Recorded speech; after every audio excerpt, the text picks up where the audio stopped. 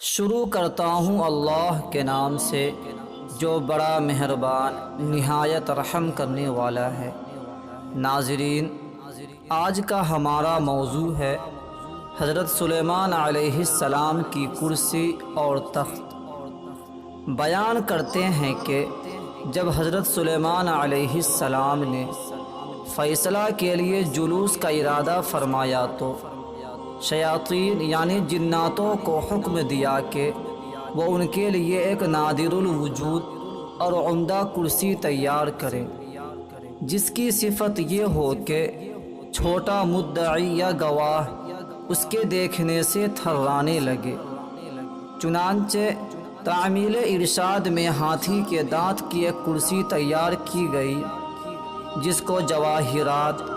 یاقوت، موتیوں اور زبر و جد سے مزین کیا گیا تھا، اور جواہرات سے انگور کے درخت بنا کر اس کو گھیر دیا تھا، جس میں سونے کے 4 کھجور کے درخت ایسے تھے جن کی شاخیں چاندی کی بنائی گئی تھی۔ ان میں سے 2 درختوں کی چوٹی پر 2 گدھ بنائے گئے تھے، اور اس کرسی اور تخت کے دونوں گوشوں پر سونے کے 2 شیر تھے،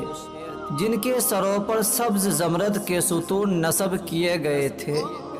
اس طرح شیاطین نے اس تخت کو ایسے سخت ترین پتھر پر رکھا تھا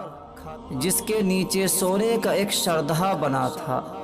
جو اس تخت کو گھماتا تھا۔ چنانچہ جب حضرت سلیمان علیہ السلام اس کے نیچے کے درجہ پر چڑھے تو وہ کرسی اور تخت اپنے اس تمام سامان کے ساتھ جو اس سے متعلق تھا چکی کی طرح گردش میں آ جاتا تھا، اور گدھ اور مور اپنے بازو پھیلاتے تھے، نیز شیر اپنے ہاتھ پھیلا کر دموں کو زمین پر مارنے لگتے تھے، اور ہر درجہ میں صعود پر یہی کیفیت پیدا ہوتی رہتی تھی، یہاں تک کہ حضرت سلیمان علیہ السلام بالائی منزل پر پہنچے تو دونوں گدھ مشک و عنبری تیزی کے ساتھ تاج ان کے سر پر رکھتے تھے، اور تختہ پر جلوہ افروز ہونے کے بعد سونے کا کبوتر زبور پیش کرتا جس کو لوگوں کو سنایا کرتے تھے۔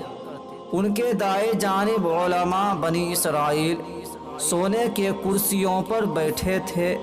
اور بائیں جانب معزز جنات چاندی کی کرسیوں پر۔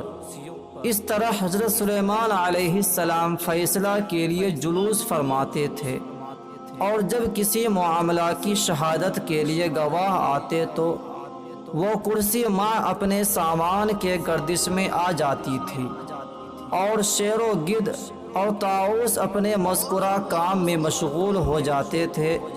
یہ دیکھ کر گواہوں پر ایک ایسی ہیبت طاری ہوتی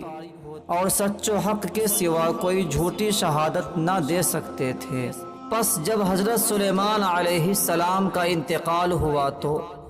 اس کرسی کو شاہ بخت نصر نے اپنے قبضہ میں لے لیا،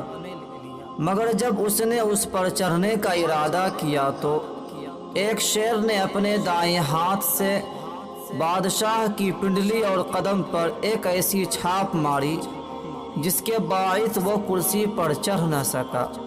اور اسی ضرب کی کرب و بے چینی میں مبتلا ہو کر مر گیا، اور وہ کرسی شہر انطاکیہ